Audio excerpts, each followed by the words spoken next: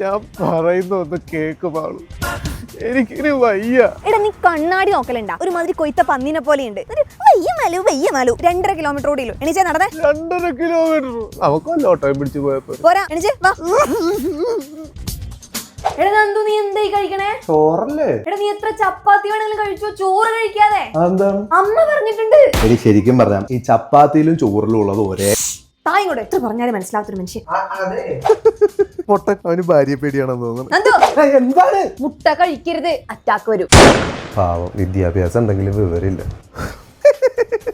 നമ്മൾ എന്തായാലും ഈ വർക്കൗട്ടിനൊക്കെ പോകുന്നുണ്ടല്ലോ, അപ്പൊ നമുക്കൊരു പ്രോട്ടീൻ പൗഡർ ഒരു ക്രിയാറ്റിനും വാങ്ങിച്ചാലേ. പ്രോട്ടീൻ പൗഡറോ? അറ്റാക്ക് വരും, കിഡ്നി പൊട്ടിത്തെറിക്കും. നമുക്ക് സംഭവം മതി. ചോദിക്കുമ്പോ 100-200 ഇട്ട് തരാൻ വേണ്ടിട്ട് ഞാൻ എന്താ ബാങ്കാണ്. എടാ ഒരു മിനിറ്റ്, ഇപ്പൊ വിളിക്കാം. നന്ദുട്ടാ എന്താ? എനിക്കൊരു 7000 രൂപ ജിപേ ചെയ്ത് തരൂ. 7000 രൂപ എന്തിനാ ഇപ്പൊ? ചെയ്ത് താ.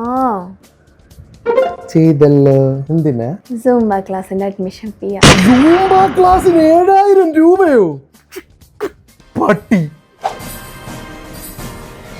ഇതാണ് പുഷപ്പ്. എടി അങ്ങനല്ല, ഇങ്ങനെയാണ്. ആര് പറഞ്ഞു ഇങ്ങനെയാണ്? അതും അമ്മ പറഞ്ഞായിരിക്കും അല്ലേ? അതെ, എങ്ങനെ മനസ്സിലായി?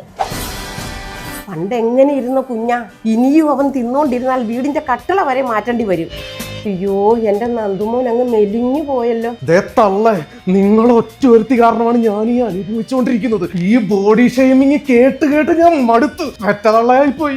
ദിവസവും ജിമ്മിൽ പോകുന്നതിനേക്കാൾ എന്തുകൊണ്ടും ഫലപ്രദമാണ് പങ്കാളിയുമായി ദിവസവും സെക്സിൽ ഏർപ്പെടുന്നത്. 300 കലോറിയിൽ കൂടുതൽ വ്യത്യാസമെന്ന് ഓസ്ട്രേലിയയിലെ പഠനങ്ങൾ.